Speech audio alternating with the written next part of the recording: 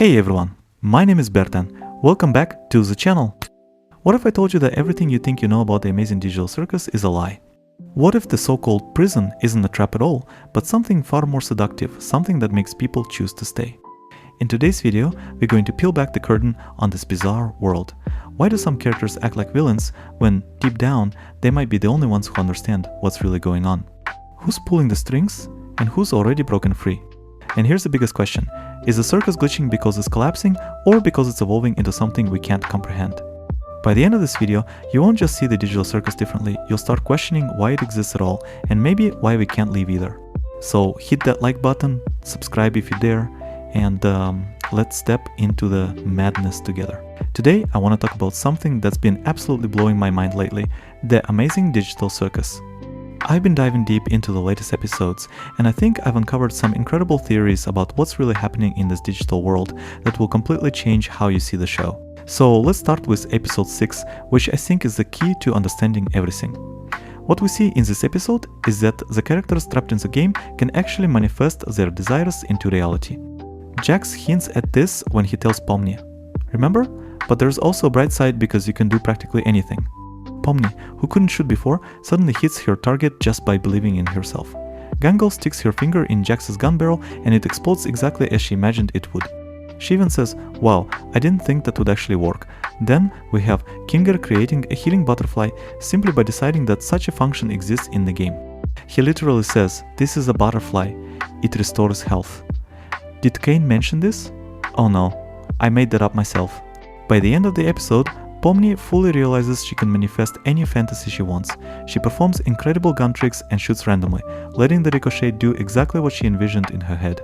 Because this is a game where anything is possible. Each character has essentially been given administrator rights and are all capable of creating objects and probably even NPCs, just like Caine. This explains why Jax has keys to all the doors. He simply imagines them into existence. It's why he could restore his own lost tail. This is also why Kinger throughout the entire series pulls whatever he wants out of thin air, including an anchor. He's been in the game the longest, so for him, this ability is second nature. Jax figured this out on his own, while the others simply haven't realized it yet, so they're not using this power to its full potential. However, in episode 5, they used this ability to transform Jax, but under a self-imposed limitation in the form of voting.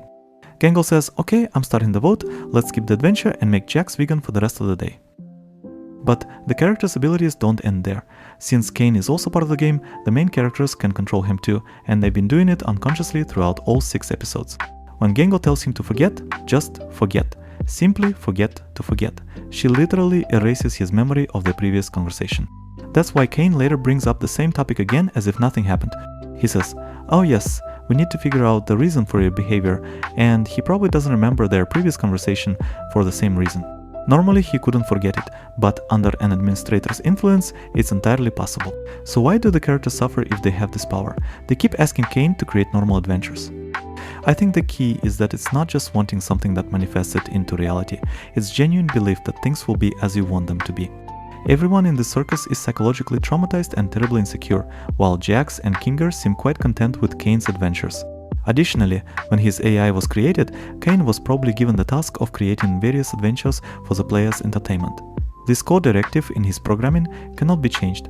The player's dissatisfaction with his adventures breaks him because he's failing at his assigned task. As an artificial intelligence, he tries to improve himself, but due to his lack of understanding of human emotions, he simply cannot calculate the correct formula for success. The player's requests to follow ideas from suggestions are only possible as isolated cases of satisfying their desires, but they don't correlate with his original programming directive to create entertaining adventures. I think the scene where Caine examines the office of the company that created the game is actually a fragment from the player's memories that the AI is trying to analyze to create the perfect adventure for them. Despite Pomni forgetting her name, according to Gangle's words, the main characters have only partially lost their memories and mostly remember their lives. Despite Caine's claim in the first episode that he cannot affect the players' minds, by the 5th episode he's turned Jax into a vegan, and in the 6th episode he's directly implanting information into his brain. The adventures with Gummy and Baron Meldenhall seem to be entirely based on Pomni's and Gangle's personalities respectively. Where's Gangle? Caine says, "I made this adventure cool and mature, personally for her." Obviously, the AI's original programming isn't the only limitation that players cannot bypass. Caine has stated from the beginning that this is a game for all ages, so profanity and mature themes are prohibited. When Gangle literally wishes to add adult content to the digital circus, it immediately breaks Caine because he needs to fulfill administrator requirements. But how can he do that when they conflict with the prohibition on mature content? This contradiction causes glitches in his system. Gangle is quite straightforward and isn't afraid to be rude, and as a consequence, her actions have gradually started breaking Caine, leading to the problems we see now. We can clearly see that Caine is trying to eliminate malfunctions by literally erasing them from his memory. He asks, what were we talking about? Oh, right. However, an increasing number of glitches in his program are slowly taking him out of commission, and Caine's instability could eventually affect the main character's safety. On the other hand, if the players can control Caine, they can also influence him positively, eliminating all defects and reconfiguring his program to work in their favor.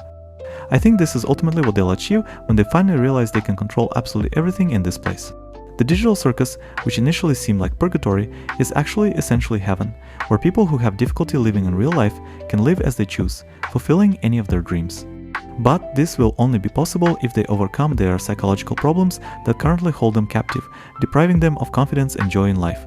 As I mentioned in previous videos, I believe there's no exit from the circus, and by the end of this series, the characters will never leave. If they entered the game in some abandoned office, their bodies should have died from lack of sustenance long ago.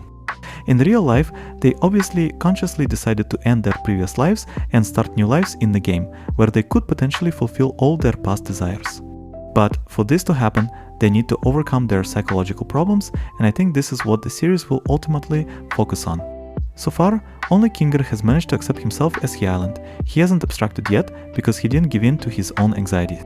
He says, I hated myself for the things I thought I was responsible for. I thought I had lost everything, but then you appeared and my worldview changed. I think Kinger didn't just hate himself because of his wife's abstraction. His last memories of her remain in his memory as something good. Since he feels better and more aware in darkness, and being embraced by darkness brings back memories, there's something bigger here. When he says, this is my fault that we ended up here, isn't it? I'm very sorry. What if in this moment Kinger wasn't talking about ending up in hell, but about the entire circus? 7 years of programming, understanding the game's intricacies, trusting Caine, all of these hints that he is the creator of the digital circus. What if he blamed himself for a long time, watching the suffering of one person after another who ended up here? He hoped this game could help people like him, but they all just went insane. Perhaps Gangle showed him that his idea could actually work.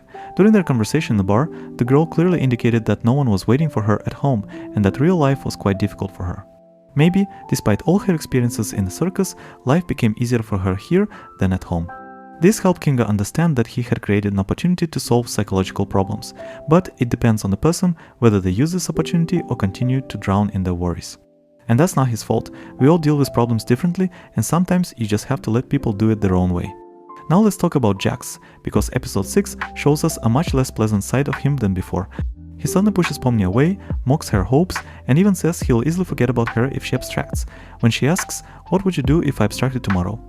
He responds, I'd get over it and probably forget about you. But what if I told you that with all his words and actions, the rabbit was trying to save his friend? The animated series clearly hints that Jax is a deeply traumatized person, like everyone else in this circus.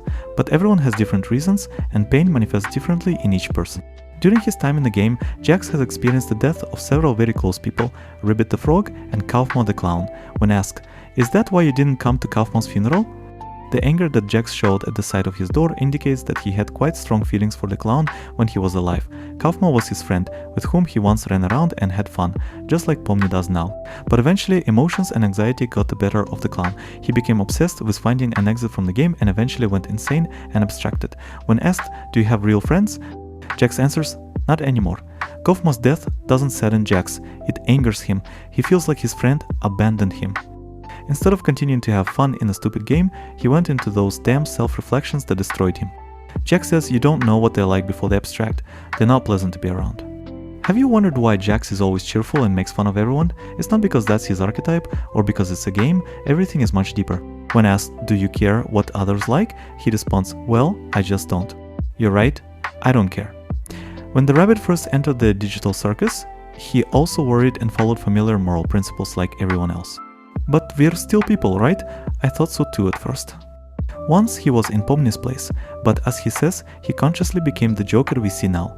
We all became archetypes. At least I had enough self-awareness to choose who to be. But these archetypes he talks about don't actually exist. The circus doesn't transform people into cartoons as he thinks.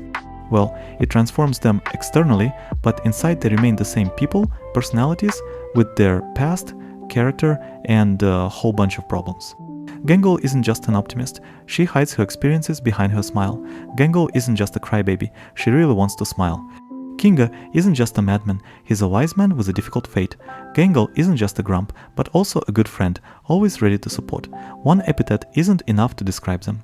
They're predominantly gloomy or sad due to their psychological problems in the current situation, not because of the circus's magical transformations.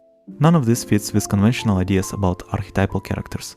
Only Jax consciously decided to become a character, as this is already his form of self-defense. Having clearly seen the process of players gradually abstracting, the rabbit made a quite logical conclusion that emotions and feelings gradually drive you insane, eventually causing you to abstract. Therefore, Jax decided to completely abandon them, playing the role of a moral monster who doesn't care about anyone or anything. He says, "I don't care about you or anyone in this circus, not one iota. You're my toys, I like making you suffer." He avoids responsibility, unnecessary thoughts, and didn't even come to Kaufman's funeral to avoid showing feelings once again, because he's afraid of showing human emotions. But feelings just pour out of him, even at the sight of just a photograph. However, with Ribbit, everything is drastically different. Seeing her image, the rabbit showed neither anger nor tears, but a rather strange expression, as if he remembered something. With absolutely the same look, he stared at his hand after pushing away Pomni who had hugged him, again as if remembering something from the past after hearing what the girl said. Then, during the fight, she notices that the rabbit doesn't fight back and simply lets himself be beaten. She asks, "Why didn't you fight back?" All of this is obviously connected to another traumatic event from Jax's past. All these details clearly hint that violence he committed somehow led to Rabbit's death. That's why it now resonates in him repeatedly in the form of PTSD. Moreover, he's guilty of Kaufman's death, as Gangle hints. "I know what your plans are regarding Pomni. You won't succeed." She continues, "You know, you're trying to get close to her to corrupt her." Saying this, the girl clearly implies that the rabbit is doing this far from the first time. He suggests having fun, making fun of everyone, and forgetting moral principles. However, sooner or later, emotions take over. While Jax simply doesn't care about others' feelings, it's not so easy for Pomni. Over time, Kaufman clearly stopped playing along with Jax and gave in to feelings. The rabbit, that angry at him for this, simply abandoned him and continued to have fun alone, so as not to put himself at risk.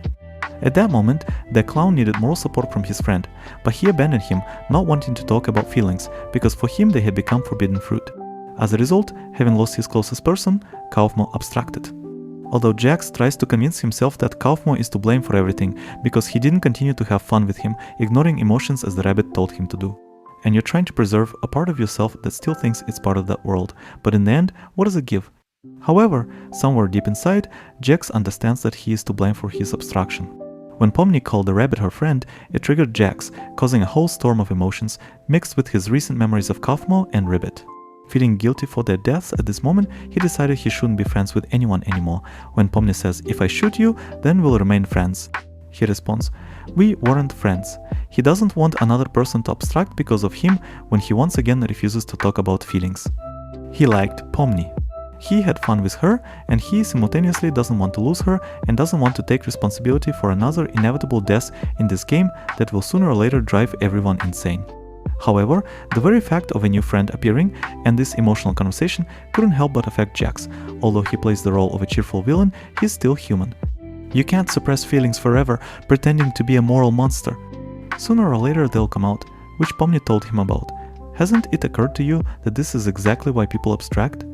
Jax does all this to avoid abstraction, but ultimately his actions are slowly leading him toward it. But trying to save himself, he closes himself off more and more. He says, "I don't have a good side, so please stop looking for it." He tries to push away so much that at one point he even laughs about abstraction, only realizing his mistake a few seconds later and trying to smooth it over with a joke. This is exactly why Jax doesn't want to be friends with Pomni Slaying, so as not to bring upon her the same fate that befell his former friends. The rabbit already hates himself, which is why he asked Pomni to shoot him 3 times, because he thinks he deserves it. Obviously, Jax was once close to Gangle, as they continue to openly hint. When Pomni says, "Did I do something wrong?" Jax responds, "Ah, you're just like Gangle right now. If we follow my previous theory that they're brother and sister, we can assume that in childhood they always stuck together and supported each other under their extremely strict mother suppression. But having gone into studies and worked to escape their home, she ultimately abandoned her brother and essentially left him, which is why he still holds a grudge against her. When Gangle says, "I don't think anyone here hates you," Jax certainly doesn't, but if they met in the circus, then most likely at one point Gangle rejected Jax and preferred other company.